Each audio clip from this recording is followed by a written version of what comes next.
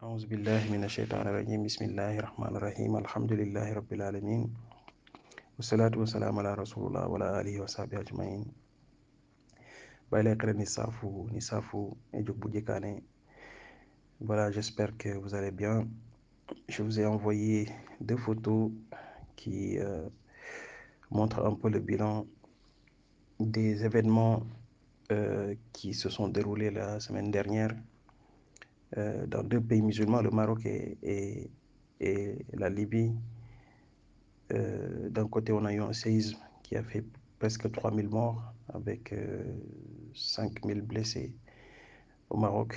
Et de l'autre côté, la Libye avec plus de 11 300 morts, sans compter les blessés et autres. Donc, je pense qu'on est tous au courant de cela, mais qu'en est-il réellement? Quelle est notre vision? Quelle approche doit-on avoir par rapport à ces événements?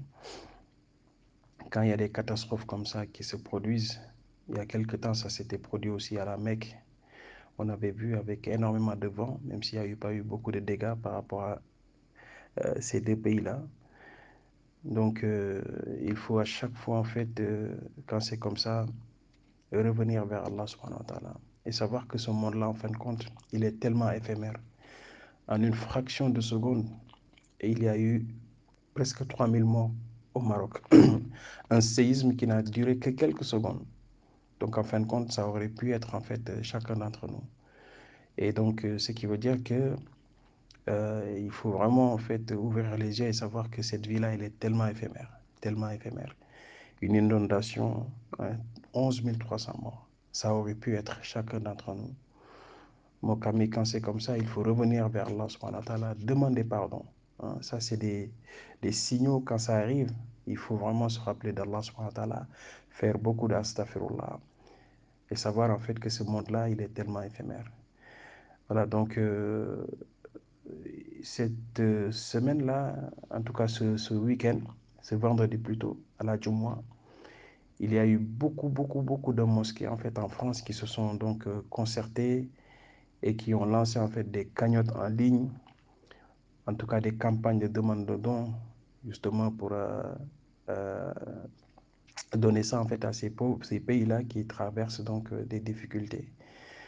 Donc, Rasulullah sallallahu alayhi wa sallam nous a dit en fait dans les hadiths que les musulmans forment une seule communauté.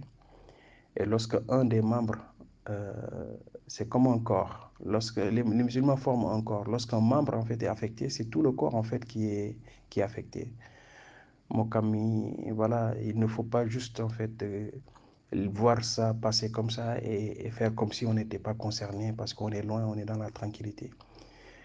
Non, c'est pas comme ça. Donc, c'est à ces moments-là, en fait, qu'il faut avoir une pensée vers ces personnes-là qui ont tout perdu, qui sont décédées dans des circonstances. Voilà, même s'il y a une sagesse derrière, hein, parce qu'il y a, par exemple, un village au Maroc qui a été complètement rasé. Hein, ils venaient de construire une mosquée, etc. Donc, un village qui était très loin, en fait, de tout ce qui était civilisation, qui n'a pas, on va dire, subi toute cette influence occidentale, etc., qui était resté, en fait, dans la pureté.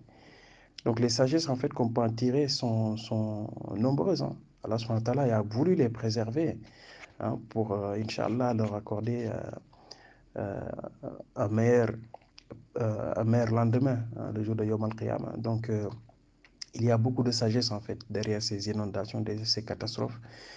Mais nous, en fait, on se limite juste en fait à ce qu'on voit. On est très émotif et on ne réfléchit pas au-delà d'une certaine façon. Donc, faisons attention à ne pas tomber en fait dans, on va dire, une sorte d'interprétation très rapide en fait de ces événements sans pour autant aller en profondeur dans ce qu'Allah subhanahu wa ta'ala veut. Voilà, sachant que ce monde-là, il est vraiment très éphémère, très éphémère. Et c'est dans l'au-delà qui est donc la demeure éternelle. Donc,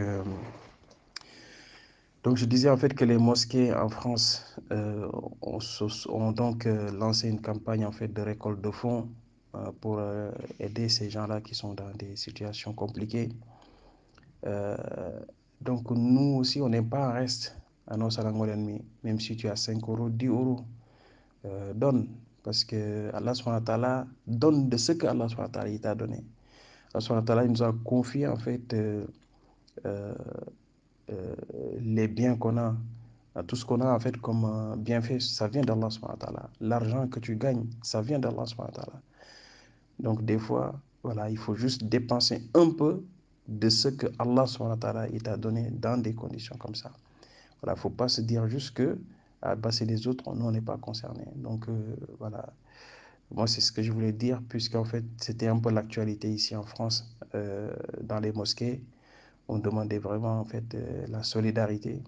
Donc ils vont envoyer les cagnottes vers le Maroc pour aider ces villages-là, vers la Libye pour aider les personnes qui sont donc dans des situations compliquées.